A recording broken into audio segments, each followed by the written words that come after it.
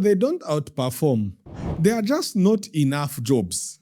We totally need to overturn what the education represents in the world. There's no evidence that our education system is the reason why there's youth unemployment. It's not that education is supposed to deliver jobs or prepare you for work. Education is supposed to liberate you from ignorance and disease and all of these things, but also give you enough knowledge to create with the information that you have. Institutions do their work. They graduate students, but those students don't have anywhere to go because there are just no jobs. Hi, before we start the episode, just give me 1 minute. I talk to you about something new that we're starting here today on We Need to Talk podcast. We started this podcast to have a holistic conversation between you and us here on We Need to Talk podcast. And we've been doing all the talking with our guests that we have on the podcast, but we've not been hearing from you. And yet you're supposed to talk. You're supposed to engage us. And that's why the team decided to bring this that you're seeing right now on your screen. Yes, that's the QR code that you can scan and engage with us. We're calling it the We Need to Talk guest highlight. What was your guest highlight for the episodes that you've watched? You can also scan it right now and tell us your highlights with our current guest that we're having today on the channel. So yes, when you scan that QR code, you'll be able to talk to us directly and engage us with your highlight of the episode. So yeah, thank you. Let's get back to the episode. Thank you.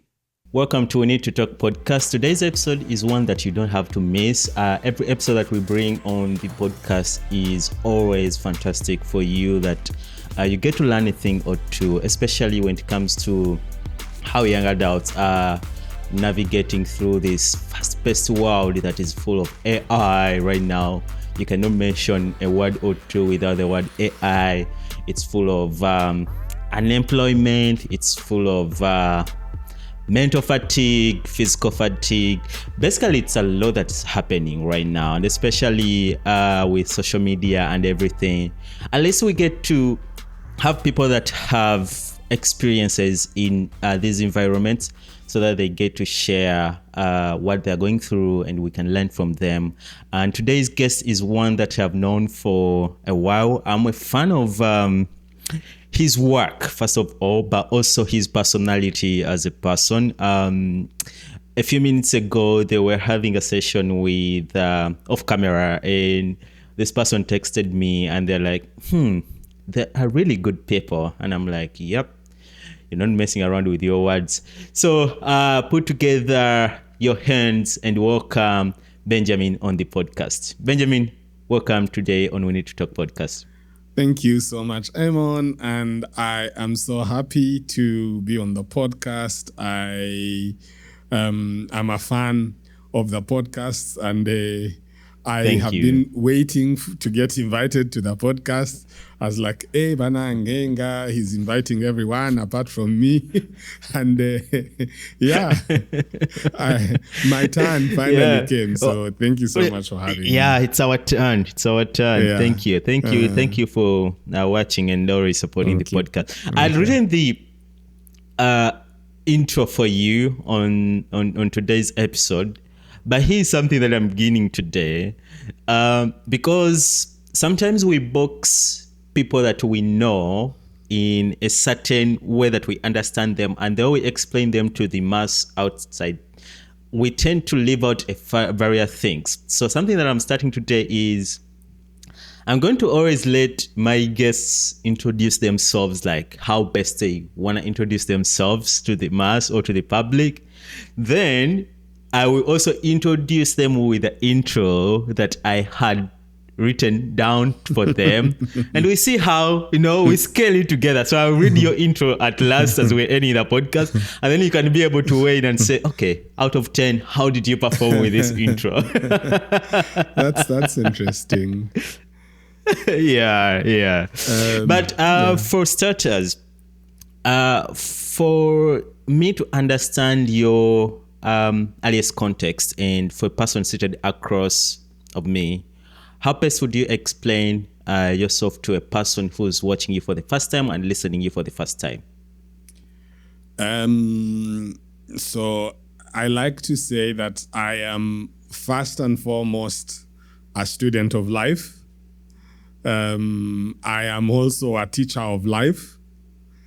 I am curious and I love knowledge. I am a father, a husband, a friend, and someone that's privileged to do the work that I am currently doing, and very grateful for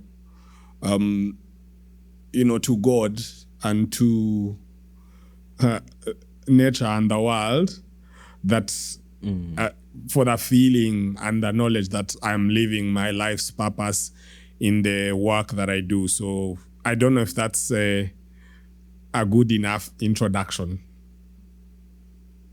It's good enough for me. Yeah.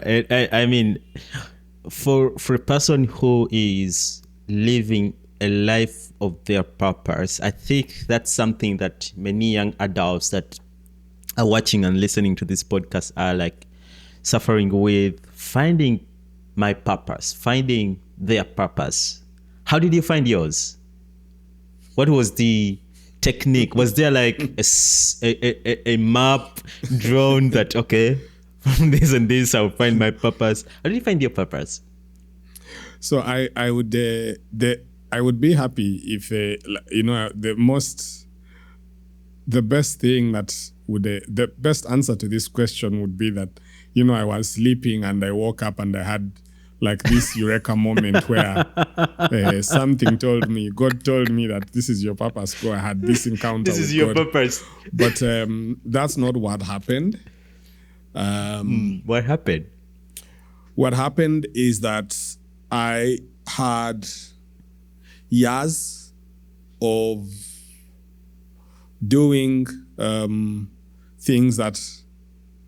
doing multiple things, but things that always led me to the same thing, basically.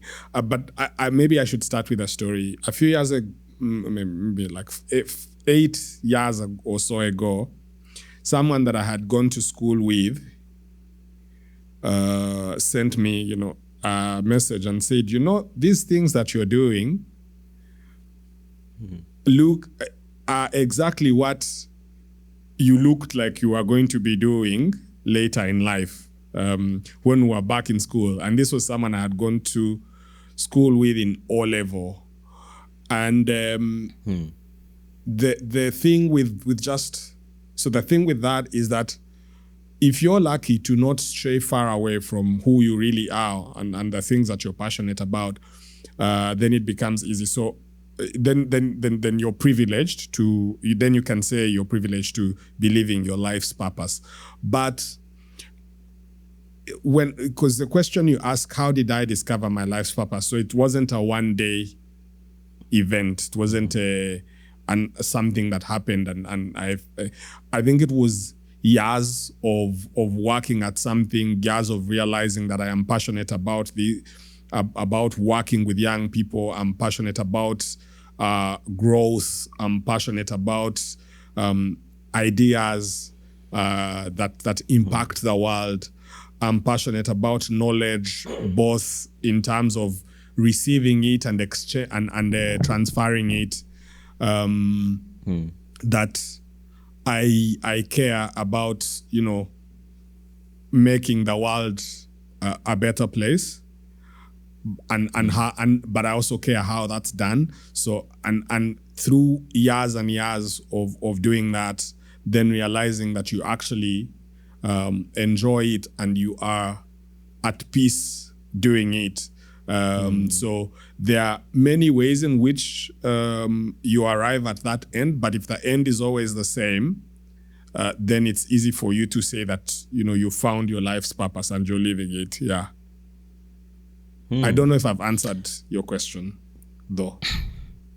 I think just to call back a bit, the things you are doing look like the things you will be doing.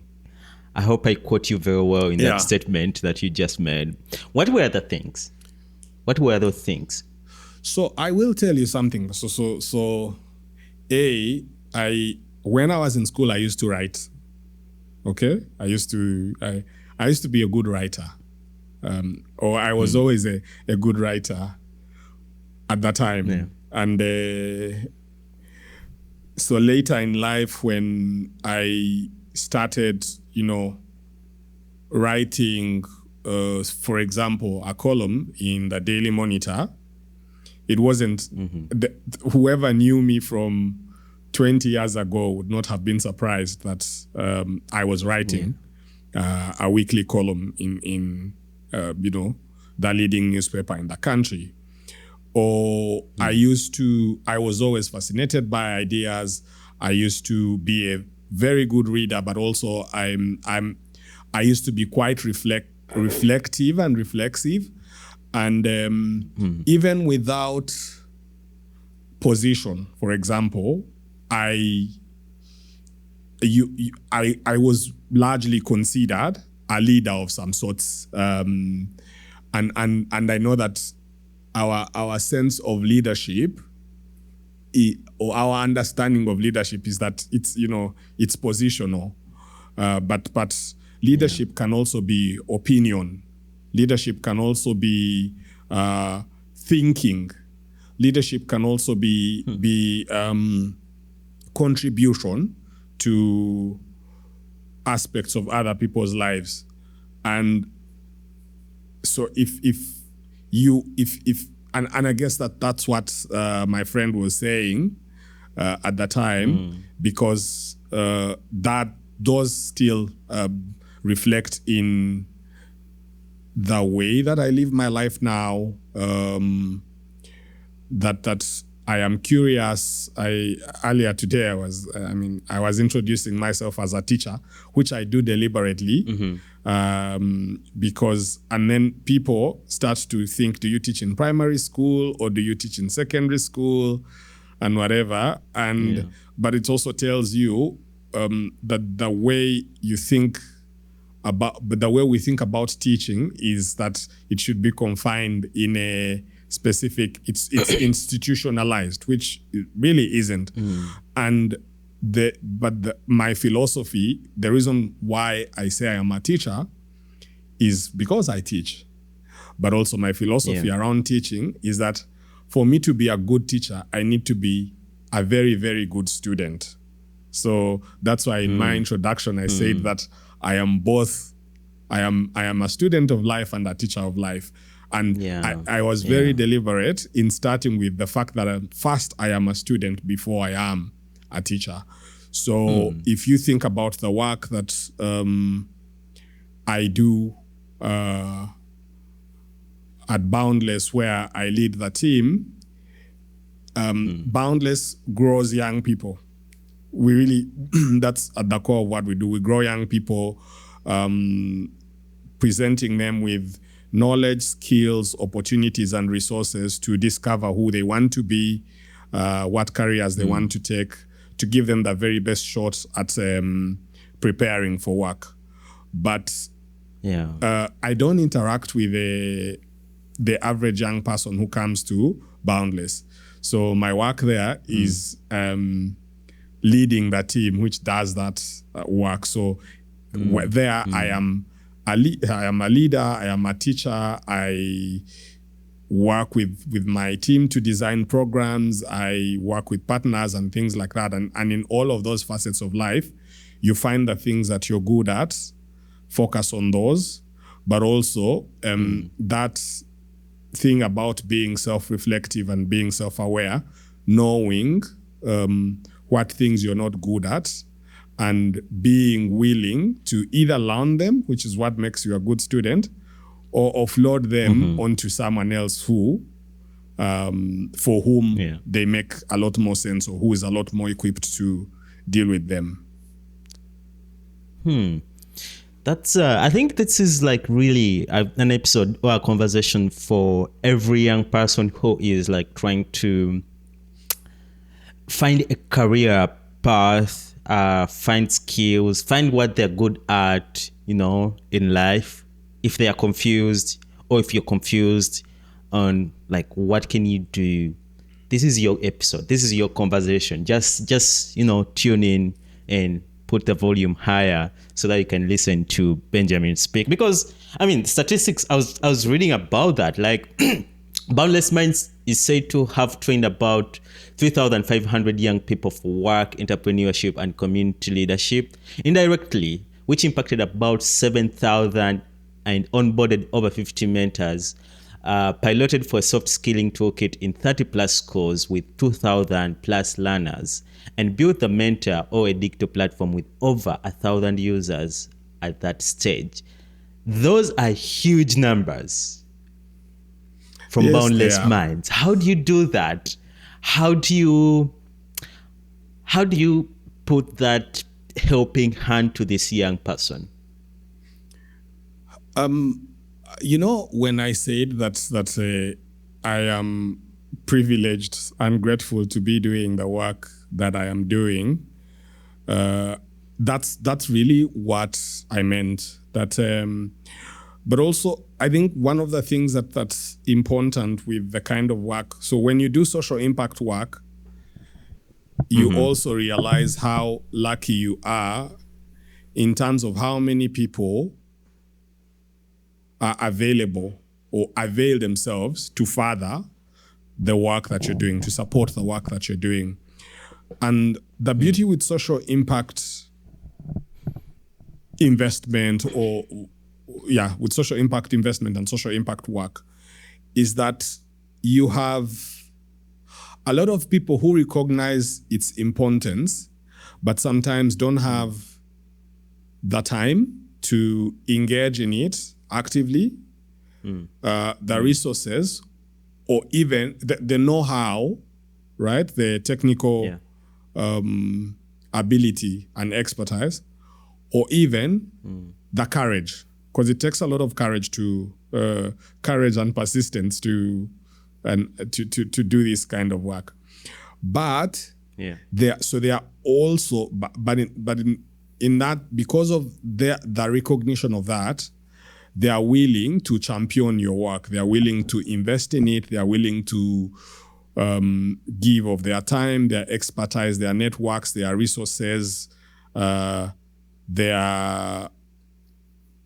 mentorship to you. So the reason why Boundless has been successful in the way that it is isn't because its founder is a genius or is the most hardworking person or is the most passionate about the work. It's not that because the team is the most hardworking, it's the most knowledgeable, it's the most technically astute compared to others.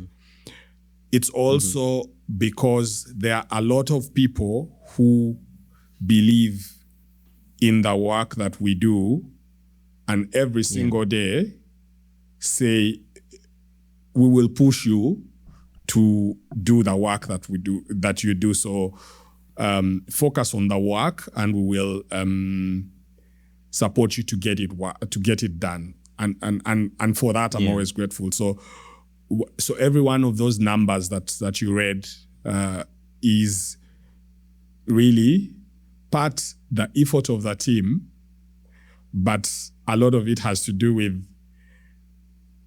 goodwill, the goodwill of people who believe in the work and actively invest in it, as mentors, as funders, as cheerleaders, as recommenders, as facilitators. It's incredible when you start to do this work and realize how much support there is out there. It's really fascinating, especially with the work you're doing. For a person actually who is listening to this and they feel like this is like a high-end conversation, like they are yet to grasp what we're talking about when it comes to Boundless Minds with the work they do. Can you bring it down to them?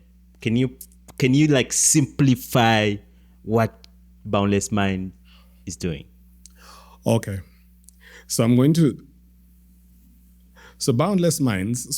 So let me put it this way. I'll use an example. So think about it. Think about yourself when you were 18 years old.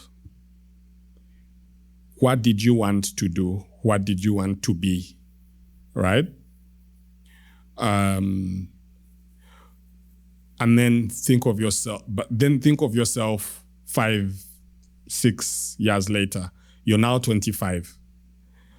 And maybe you've graduated out of school, of university, you've graduated out of technical school, or you didn't make it to any of those, so you're just trying to figure out what to do with your life. You apply for jobs are hard to find, you bounce between jobs and things like that. You're just unsure about the life that you want to live. Whether you will achieve your dreams, what work you want to do, what career paths you are available for you. So if you think about it from that angle, you realize that there are, thousands, millions of young people like that who get to the 25-year mark and they're still confused about their career paths and what options are available for them and what to do with their lives. And then they will spend another 2, 3, 4, 5 years in still bouncing around. Now, it's not, there's nothing wrong with not being sure what you want to do with your life. There's nothing wrong with it. Right. But it's always better if you know what you want to do with your life, right? While there's nothing wrong with not knowing, it's always better and easier if you know. So what we are trying to do, or what we do at Boundless, is reduce the not knowing time, right? So we work with young people who are between 18 and 25 to prepare them for the world of work. And what we do is soft skills training that enables them to acquire what's called transferable skills that then they can apply to any sorts of jobs. So, creative problem solving, communication skills, sales and marketing, financial literacy and skills like that they can apply to all facets of their lives. Then we pair them with mentors who do two things. A, provide them with life and work readiness skills, right? So life skills and soft skills and life and work skills. But B, also build their network base, because it's hard for you to transition from school to work or from unemployment into an employment or into entrepreneurship if you do not have the right networks. So what our mentors also offer is that they open opportunities and networks for young people so that it's easy for you. If you start a business selling cakes, or if you are looking for a job, if you have a mentor, it's easy for them to open their networks for you to sort of give you a push. So that's the other thing that to do. So there's the skills aspect, there's the mentorship and networking aspect, which also comes with the fact that we have partners who have, internship placements, volunteer placements, gig work and things like that then become open to young people who have trained through Boundless. Then, of course, there's the resource part, which also involves, knowledge and whatever resources that one might need, recommendations, referrals and things like that open doors for them. So, and the general, the overriding idea with this is that if you learn, if you learned think of all the things that you know today, how good would you be at them if you had learned them 5 years ago? Wow. Right? So what we are doing at Boundless, or what Boundless does, is to get young people to start thinking and doing as early as they possibly can, so that we can shortcut the learning process and learning curve. So by the time you're 23, you've had you have a better chance of making a lot more informed decisions because of the networks we've helped surround you, put around you, and the knowledge and the skills that you have, so that you have an early start, so that you don't have to wait until you're 25, 27 to discover what you want to be. So then you can focus on learning other things, because you've learned all of the things that your typical 20-year-old should know. Yeah. So in the long and short of Boundless, that's what we do. Whoa, that's really, really interesting for a person like who has been struggling to understand what Boundless Minds is all about, because they've been hearing Benja talk about a lot of technical words in there before he brought it to simplicity. And there are very many young adults or even young people who by 25 don't know what they want to do. Very many of them. At 25, I knew what I wanted to do by 18. I was really, really young, even like I knew that I wanted to be a journalist by, I think by 10, 11, I knew that I wanted to be a journalist. Yeah. But you were by lucky. 18, yes, I still loved it. Then 25, I finished campus. I graduated at, was I 24, 23? Yeah. No, 25. I graduated at around 25. I can't remember the exact age. But I went and pursued that I needed. And I knew that I wanted. Yeah. But after graduating, I was like, now what? I didn't feel that passion anymore. Yeah. I didn't feel like I need to do this anymore. Yeah. And that's why like after 25, now I'm starting like to stagger around to look for what fills me, what would be my purpose. I guess that's where Boundless Minds comes in and helps, this young person who's also like in that phase.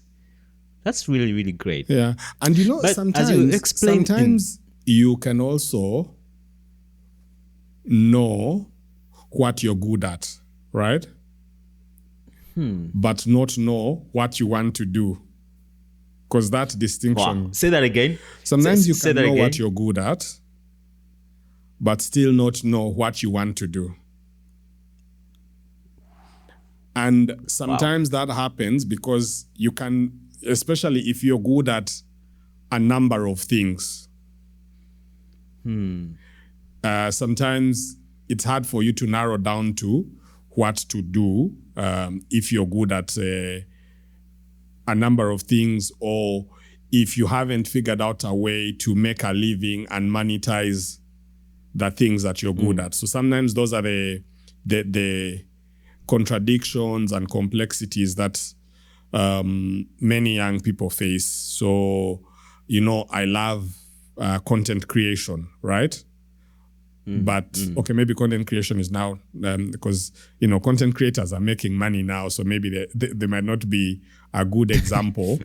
But let's say if I love to write, or if I love to talk, right? Like I'm a good talker. Yep.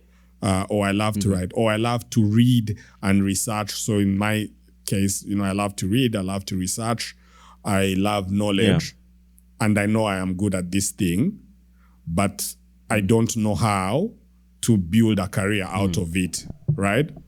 So, but once you're in spaces where that can be nurtured, or you have someone that points you in the direction that you need to go, or challenges you and guides you along the way, then it's easy for you to make those sorts of decisions.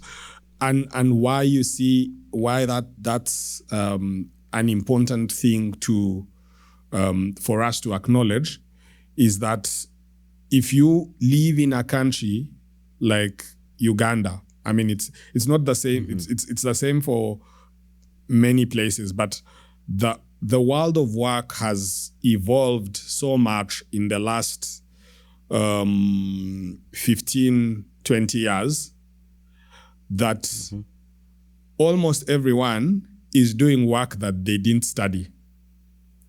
So Facts. yeah, so everyone who has a university degree, well, not everyone, but many people who have university degrees are doing work that they didn't study.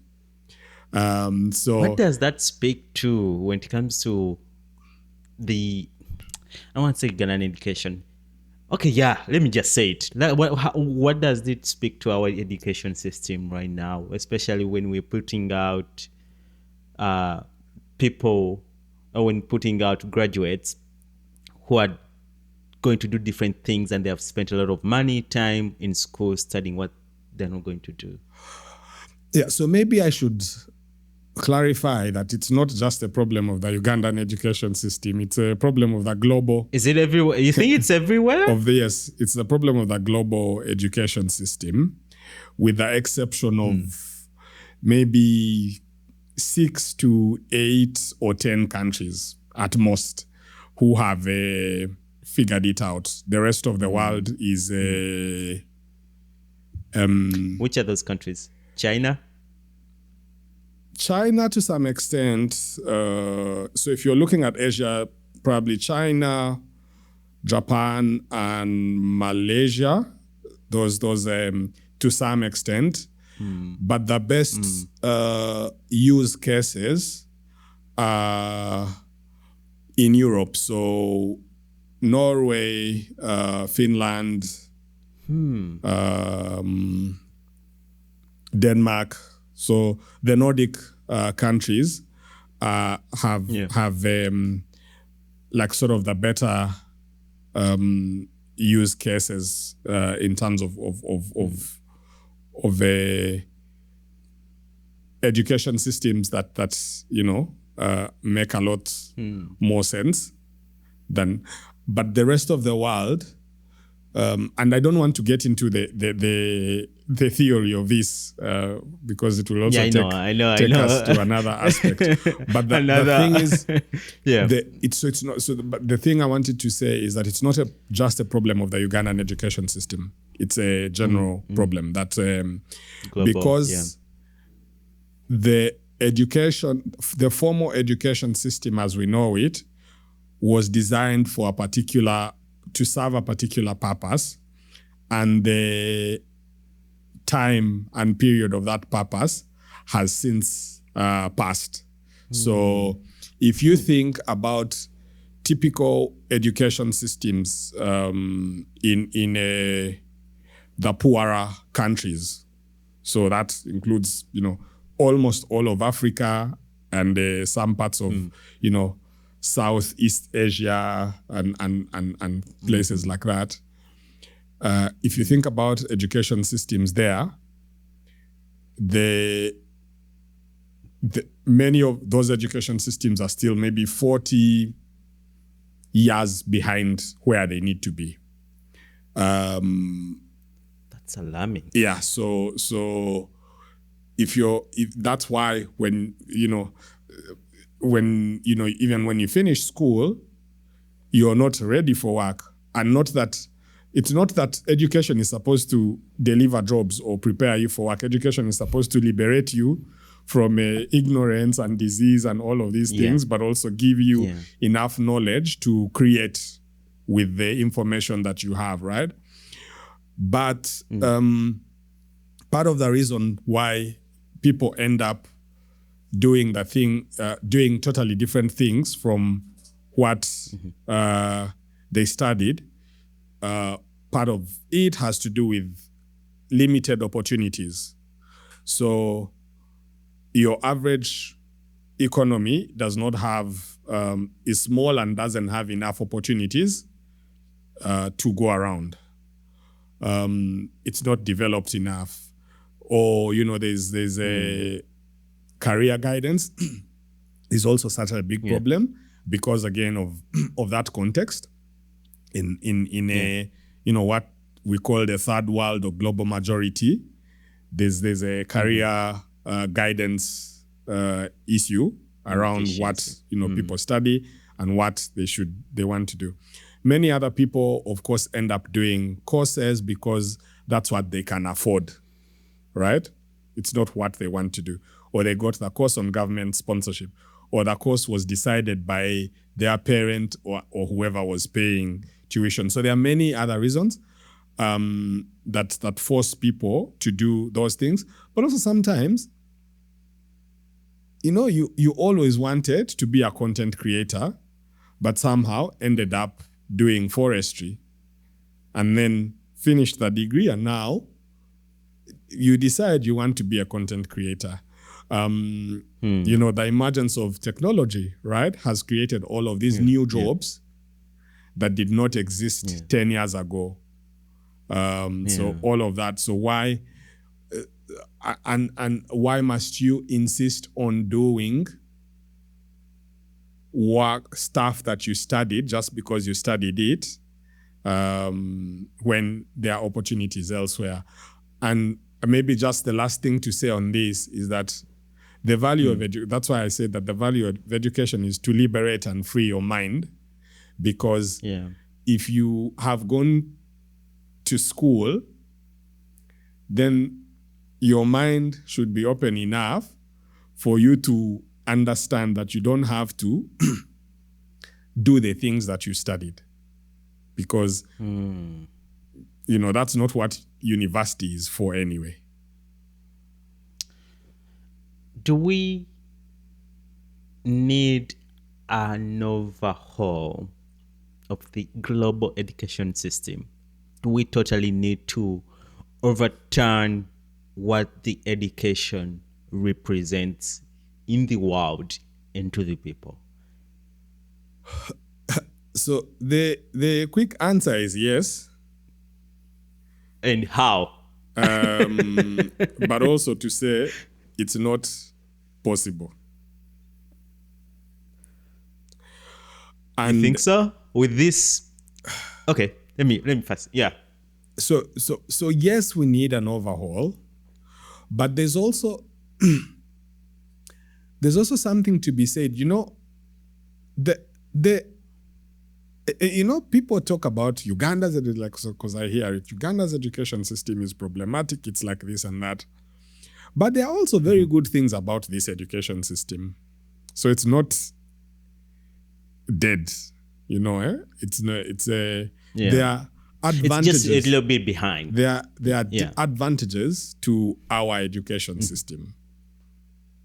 So it's not that, it's as good as if you don't go to school, you're better, because sometimes I hear those things, But so Uganda's education system also has its own advantages. Or the global education system, if you like, has its own advantages. But of course it needs to be overhauled to meet the demands of today, right? Because when formal education was conceptualized more than 150 years ago, it was supposed to serve the needs of the time, right? So they needed, there's a reason, there's a reason why our classrooms, why we sit in rows and columns in our classrooms. There's a reason why the teacher stands at the front of the classroom. There's a reason why you show up in the classroom and the teacher only the teacher knows what they are going to teach in that subject. Why you don't participate, you just come and they read notes and they read I think they call it dictating. They dictate notes there's a reason why the exams are set in the way that they are set, and they examine you for what you remember and what the teacher said, not what you're thinking. So, and all of that is about 150 years old or more. Because at that time, education served that purpose, that you didn't need to think, you needed to do as you're told. But the bulk of those aspects about life have changed, and yet in many respects, the education system hasn't changed. So in that regard, there needs to be an overhaul. But that overhaul must not also entirely take away some of the good things that exist, because memorization is not a bad thing, right? The fact that people are able to remember and cram and reproduce knowledge is not a bad thing.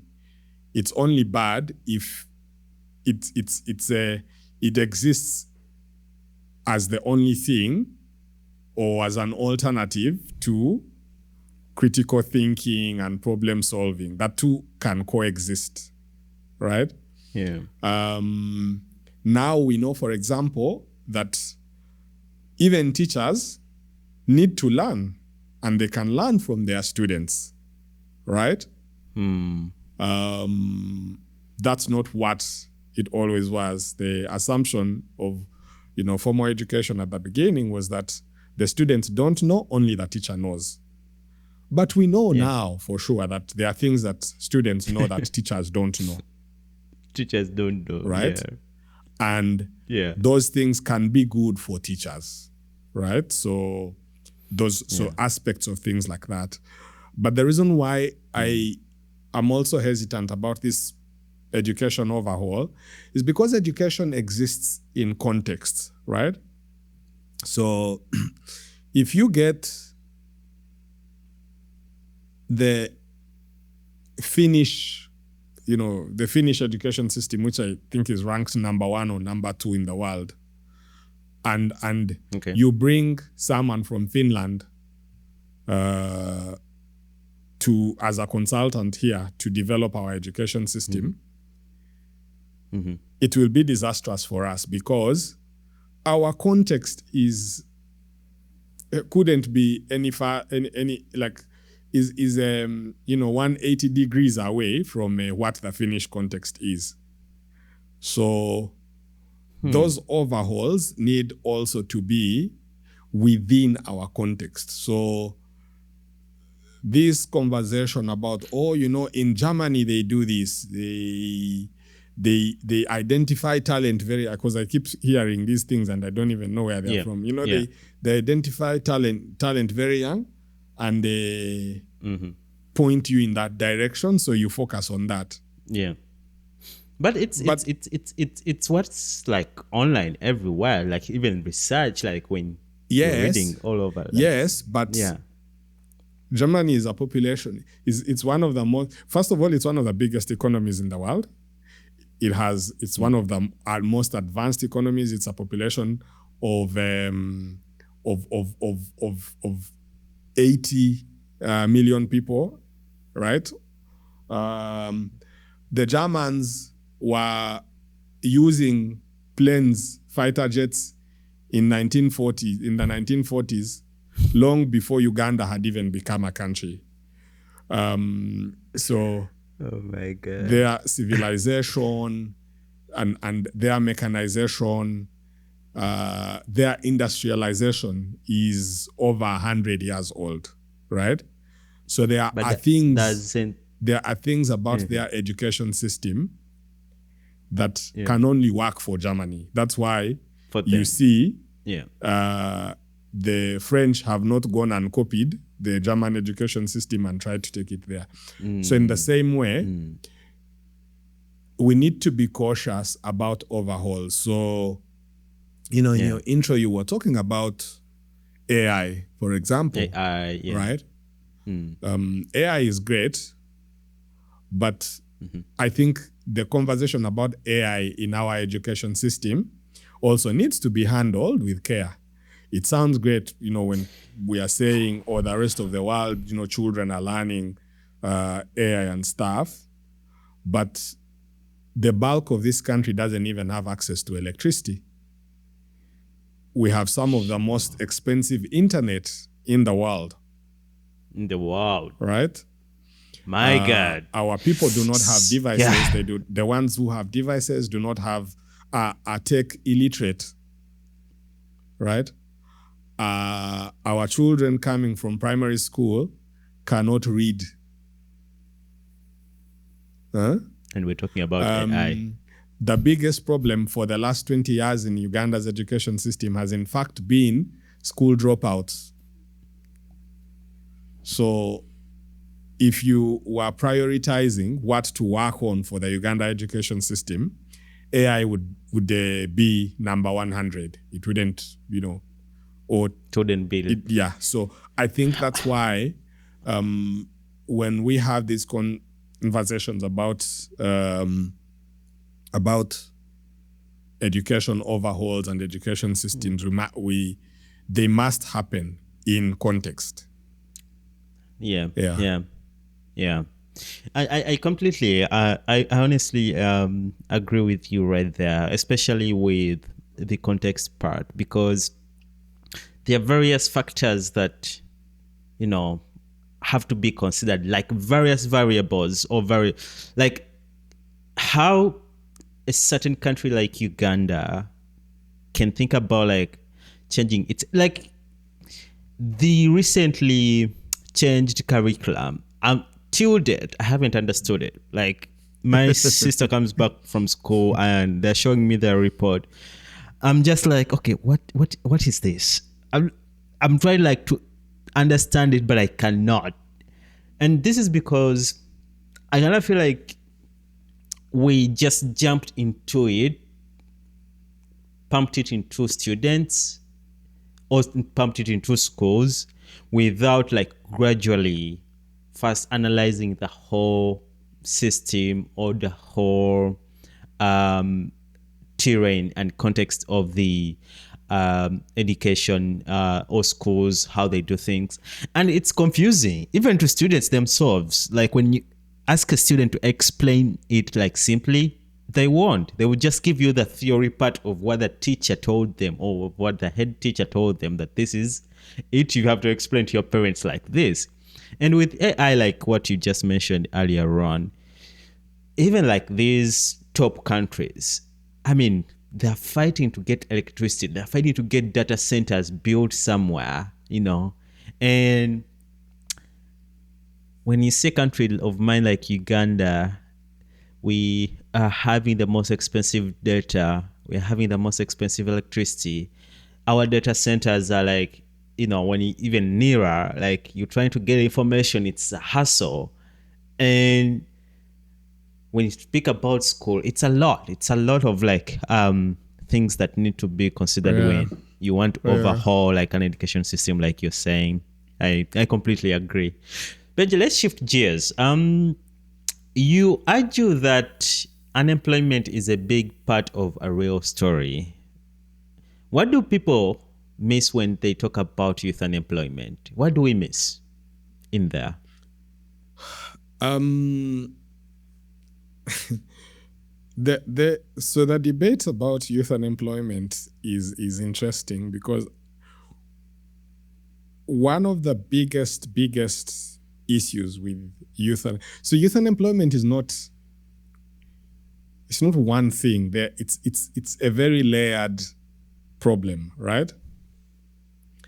So and I will tell you some of the things that people miss when we talk about youth unemployment. For example, there is the talk that youth unemployment, that Uganda's education system produces job seekers and not job creators, and therefore that kills me. Our youth unemployment has to do with the fact that our education system is hopeless. train. So that's a myth. Trains job seekers. There's no, in fact, there's no. How do you debunk it? There's no evidence that the youth unemployment problem, that our education system is the reason why there's youth unemployment. That evidence doesn't exist. I don't know people who make that argument where they get it from. Isn't the person who has their paperwork from school, their certificate, or their I don't know how they call it, whichever they get from university or college or institute, going out to the job market to look for a job, qualify as evidence as a job seeker? They're seeking for a job. Yes, but so if the 100, if Makerere, UCU, Nkozi, Chambogo, Kampala International, all of these universities, if they produced 10,000 of the world's best engineers, right? The best electrical engineers, the best telecom engineers, the best software engineers, right? The very best in the world in 2026. Would they find jobs here? Do we have jobs? Most of them fly out. No, so that's the thing. That's my point. That the jobs issue, unemployment is an economy. It's an economy issue. It's not an education issue. I see your argument. If the economy does not have jobs, Yeah. it doesn't matter what kind of education system you have. Does that make sense? Yeah. If the economy is It does. small in the way that ours is, if the Yeah. economy is informal in the way that ours is, Yeah. if the economy is badly run in the way that ours is, the very best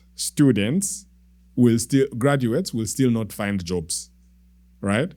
So the relationship between education and jobs is a problematic one. That's the first layer around youth unemployment, right?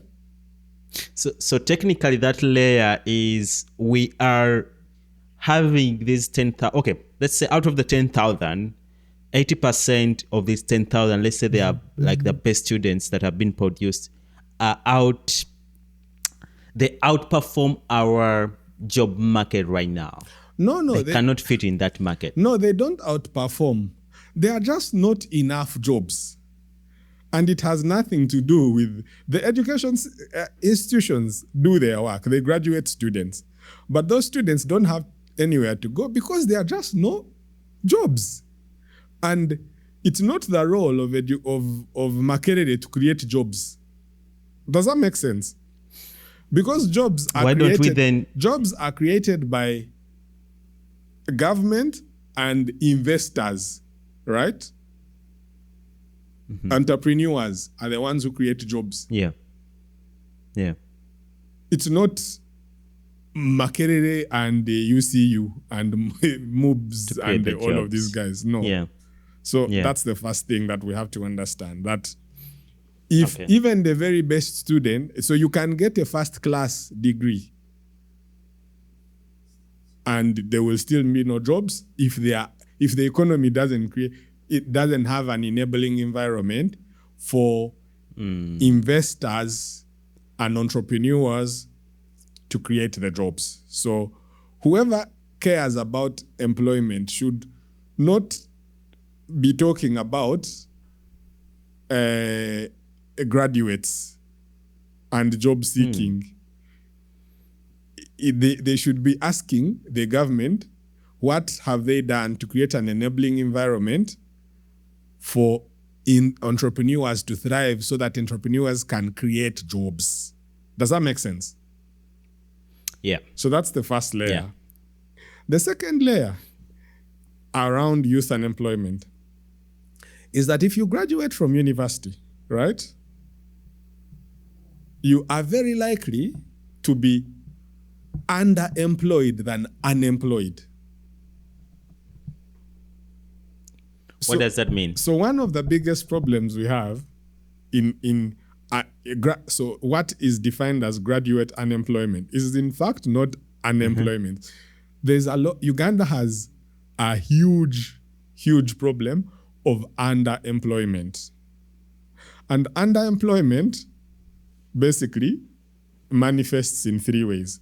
A, that you're earning money that is less than you should be earning. Which is majority of Ugandans. Yes. B, that you're doing a job that is of a less quality and expertise than the quality and expertise that you have. Right? Yeah. C, that the time, right? That you have a lot more time, right? Outside of the actual job that you should be doing than on the job. Oh my God. That's underemployment. That's so on point. Right? Oh my God. So now let's also now dissect that, right? So your average Ugandan graduate is, let's say they are working in a bank or whatever, or they have a shop selling shoes online, right? Or they are working at NASA. So that means that the money they make is not money that a graduate should be making. Okay? So they are underemployed even at a financial level, right? B, that the job you studied sound engineering, right? But because there are no sound engineering jobs, right? Now you have gone and started, doing something else, right? So that is the technical equivalence of your qualifications versus what you're doing don't match. You're overqualified for the job that you're currently doing. That is also underemployment, and that's the story of many young people. The other is the time factor. That the job you have doesn't require you to apply your thinking.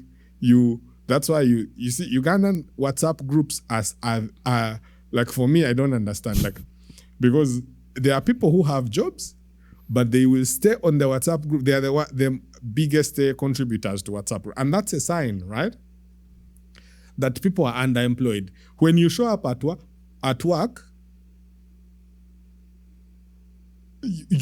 what do you do, right?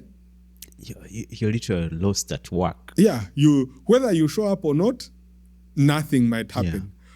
We say 8 hour. Well, I think it's an 8 hour work day or whatever.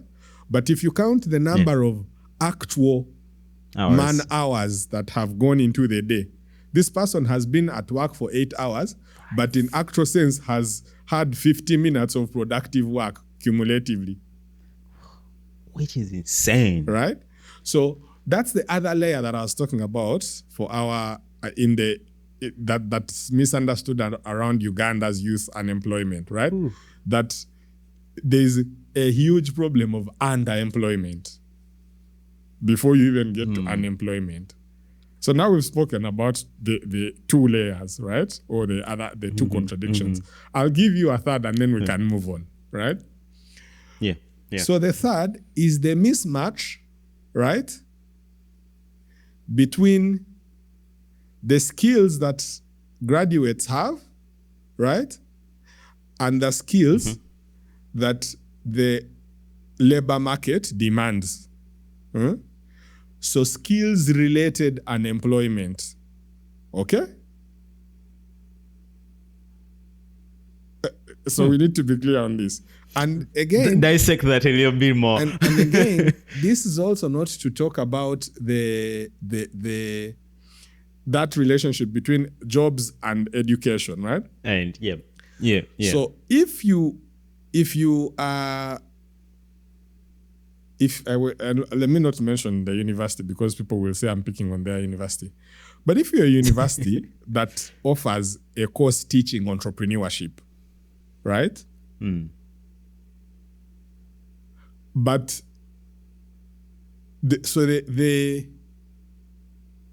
one of the key performance or indicators or outcomes of that course should be how many of your students go on to become entrepreneurs, right? Yeah. Or to start some business of sorts. But you see, if the best way to teach business is not by sitting people in class and teaching them how to... And urging them to, It's by sending them out there to try and start a business, right? Because they are learning on the job, right? If you are teaching statistics, right? This person is going to become a statistician. What actual work, statistics work are they doing? Why are you examining them on things that don't have to do with analysis, with actual analyzing of data? Why aren't you giving them data sets to analyze, right? So the part of the problem that we have is that even when, so we don't have a large pool of formal businesses because we are a very informal economy. But even when a company is looking for someone to hire, so they will say we are looking for an accountant, right? We want to hire an accountant. And so even if they hired an accountant with a degree, because that accountant did not, for the duration of their study for 3 years or whatever, they actually never did any accounting work. They were just busy studying theoretical things, or even being taught by teachers who have never done accounts work. Not even the accounting. So there's that the gap between what we study and what the market demands is wide, right? And because of that, that also creates another layer of unemployment. So, and again, this is not so remember, I observed education institutions. I said they are not supposed to create jobs, but they are also supposed to prepare their students for jobs, right? Well, they are not supposed to create jobs. It's not their role to create jobs. They are supposed to prepare students for jobs. That's why education institutions invest in research, understanding, and research leadership, right? So they are supposed to be able to predict what will the economy be like in 10 years so that we start preparing our learners to be compliant. But they keep teaching, they keep graduating people and stuff without understanding what the market demands and how to prepare their students to feed into that market. So someone finishes school and they've never really interacted with what they are supposed to do. So you can go to a film school or IT. You study. A student goes and graduates in IT or software engineering, but they don't even own a laptop. So how did this guy graduate from a software engineering course? They don't own a laptop. They can't do anything with their phone, but they have a degree. Yeah. So I don't know if I've helped you like appreciate, and there are many other layers to this thing, because we've only looked at this from the point of view of unemployment in the educational setting. Because remember, one of the biggest problems for Uganda, like I said, is we have high rates of school dropouts. So even there, for people who have dropped out of school, there are also different layers of unemployment. Seeds, oh my God, chat, this episode is so tea. Oh my God. What Benja is throwing down here is what you don't need. Share with me your highlight. Click right now, right here. Share with me what your highlight is from what Benja has just shared. Oh my God. Woof. I feel like I'm just from space right now and I'm just landing from where you had just put me. Oh, Benja, we're coming towards an end of this episode. I know we have so much to talk about, but I wouldn't want to go without talking about your journey when it comes to what you do in Dublin and your work as should I call you a professor? I know you called yourself a teacher at the beginning. Tell us for ease of reference, a lecturer maybe that might make it easier. But yeah, I am a teacher. Briefly tell us what you do in Dublin, Ireland, and what's up with the environment right there. Yeah, so I am a lecturer of educational psychology at Griffith College, Dublin. So what that means is that I teach students of psychology about education because there's a large component of education has to do with psychology, but I also teach students of education about psychology in relation to education. And maybe to ease it for, because every time I say I teach educational psychology, people are like, what's that? What's that? We only know yeah. So educational psychology really is the study of how people learn, right? Simply put, basically, yeah. Yes. So when you think about a typical student, right, when they show up in the classroom, in school or in a classroom, they are not just that being or with a school bag on their back. They are a human with emotion, with a background, who probably didn't eat, who is happy or sad, who comes from wealth or poverty, who has lost a loved one, who has dreams and ambitions, who learns different from the next person. But also when you think about a teacher, they might be going through a divorce, or they've lost a partner, or last night they were thrown out of their house, or they are fighting with their spouse. Maybe they were even beaten by their spouse. They are struggling with mental health and emotions. The child might be getting bullied. So all of those issues that affect the educational environment, that affect the ability of the learner to learn, of the student to learn and achieve their very best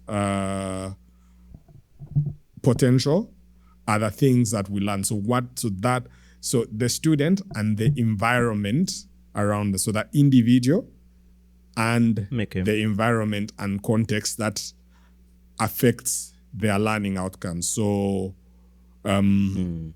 because the tendency is to say, go to school, and the person goes to school. So sometimes you have instances in which this student, this young person, is just struggling to understand this thing, this concept, and the natural instinct is to say, "Oyo musiru," this is a slow learner, and whatever. Yet the problem they are struggling with has nothing to do with them. It has maybe to do with the teacher, or the learning style is probably not fit or designed for them. So all of those things, so I teach those things. Okay, that's amazing. Are you hopeful as a person? Are you hopeful? Sorry? Are you hopeful? Yes, indeed I am. I wouldn't be doing the work that I do if I didn't believe in the future. So this work requires that first you're an optimist. Because if you're not hopeful, if you don't have optimism, you cannot do this work. Yeah. I am hopeful without being naive. You're such a wise man, Benja. Yeah. So I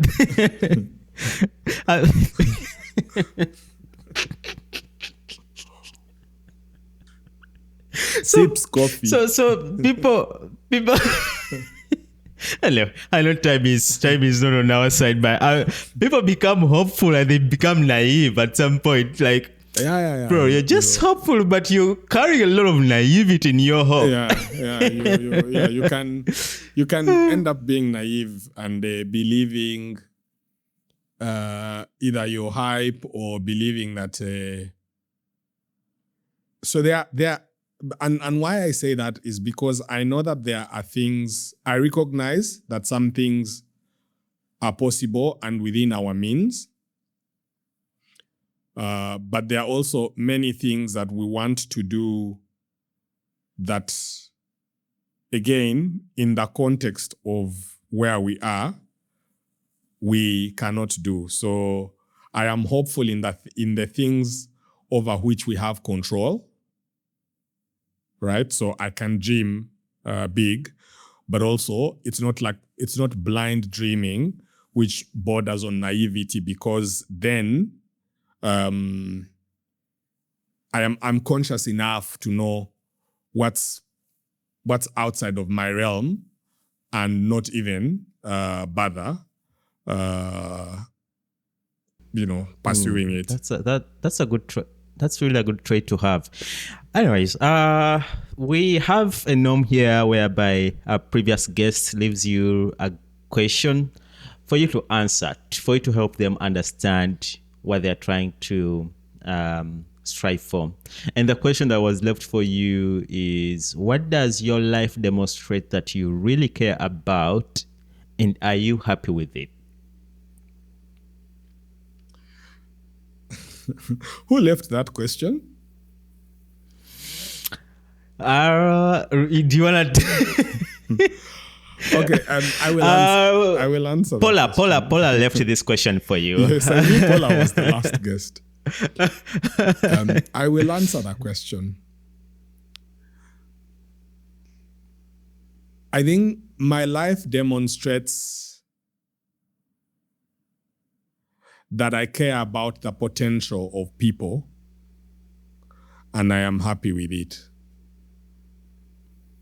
Yeah. Nice.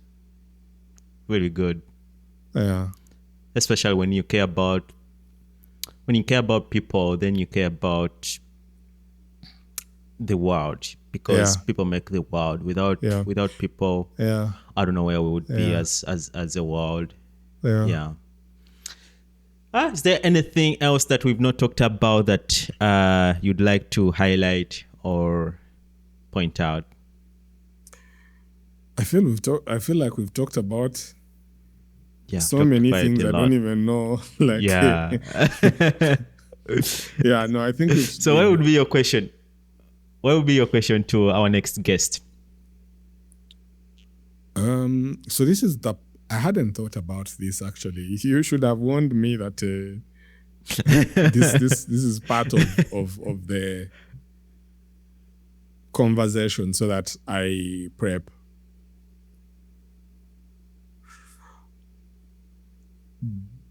But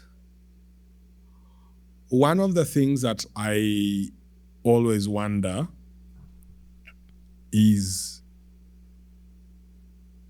about why we do the things that we do, right? And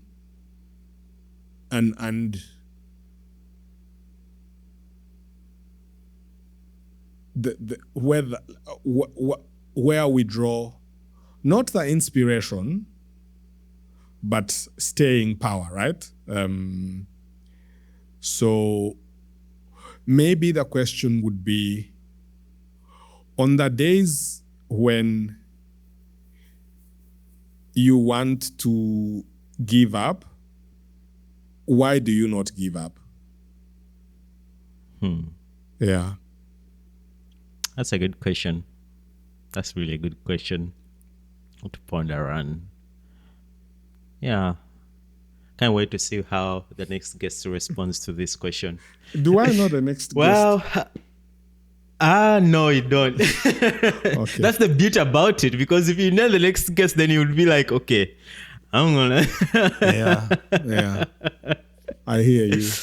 All right, Ben. Yeah, I guess it's time for me to give you my introduction, and out of 10, we see how I performed, if I got it right in terms of like what you do. Okay, so this is the introduction that I put together. Chat, let me know what you think about this introduction for Benja, but also just let me know what you highlight is or was is you watching this conversation. By the fact that you were this far into the episode, it means you're so much interested in this conversation. All right, here you go. Today, I'm joined by Benjamin Rukwengye, a Ugandan education thinker, writer, and social entrepreneur whose work lives right at the point where school meets real life. He is the founder and CEO of Boundless Minds, an organization he started in 2017 to help young people move from classrooms into work, enterprise, and leadership through mentorship and soft skilling. Over the years, that work has grown into training programs, digital platforms, and partnerships that have reached thousands of people. Benjamin is also a psychology lecturer at Griffith College Dublin, and he recently completed a Master of Education in Psychology of Education at Trinity College Dublin, where he studied a career guidance and a school-to-work transition in the Global South. Benjamin, welcome, and thank you for talking to us on We Need to Talk podcast. It was such a honor talking to you. How was that? Did I cover everything that you represent as Benjamin? 9 out of 10. 9. I would take the 9. I would take the 9. Yeah. 9. I'll give you 9 out of 10. Yeah. Yeah, but Benjamin, thank you so much for making time to talk to us. It was really a good conversation, and where can we find Boundless Minds, and where can we find your socials and everywhere? So Boundless Minds is online, LinkedIn, Instagram, Twitter, which I refuse to call X. I don't know if we are still on Facebook since our people closed it. I had it was open, so yeah, and we used to be on Facebook. I don't know if we are still there. Yeah. Of course, we have a website. We are based in Kampala, so you can just look us up, Boundless Minds, and we will show up. Yeah, on any of those platforms. We are pretty active on, I think, many of them, and TikTok. Yeah. Okay. Thank you so much, and I really thank you so much also for you who has been with us this far into the episode. Remember to subscribe if you haven't subscribed to this channel, but also you can follow us on all our social media platforms. I will attach personally, no, we will. My team will attach all Boundless Mind into the description in case you want to know more about what they do, but also all the socials of Benjamin will be in the description. So until we need to talk more,